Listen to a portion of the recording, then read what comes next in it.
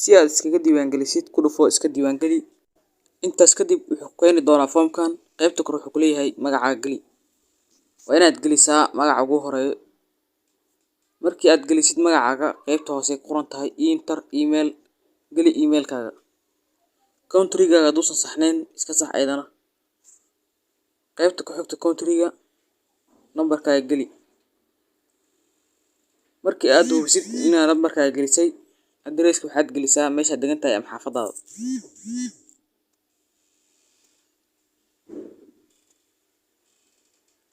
Intaas kadib geli password-kaaga oo ka koobnaan karo 6 lambar.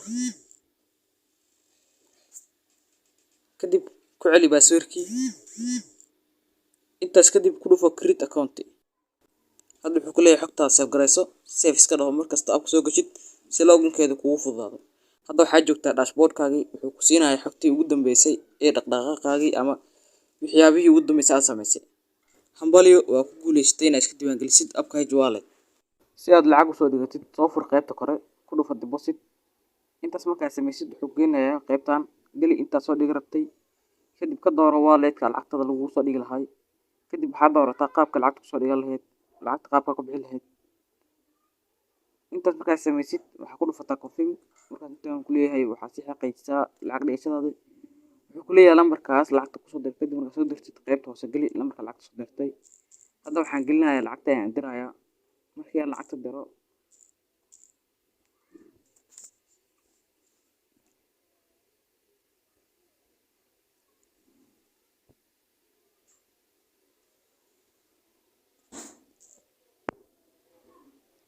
intaas markaa ka dhamaado waxaan ku soo laaban doonaa abka. Waxaan gelinayaa lambarkii aan ka soo diray lacagta. Kadib waxaan ku dhufanayaa submit. Hadda waa ku guuleysatay inaad soo dhigatid lacagtaada. Si aan u ogaano lacagta in la soo gelisay in kale waxaan aadi doonaa qaybta home-ka. Sidaan u jeedno wuxuuna leeyahay waxaa soo dhigateen $2 lacagtina waa la idin soo gelisay. Meesha waxa ka muuqata deposit-keed in profit la soo dhahay. Hadda waxaa ku guuleysatay in akoonkaaga lacag soo dhigtid. Lacagaaga aad isku bedelatid tag exchange.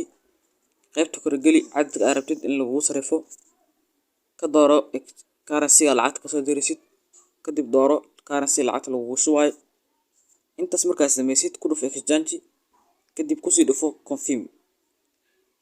Intaas markaad dhamaysid si automatic ah ayuu lacagtaadii ugu sarifi doonaa ama ugu bedeli doonaa BTC. Hadda waa soo fiirinaynaa lacagtii wallet-ka inay noo gashay in kale.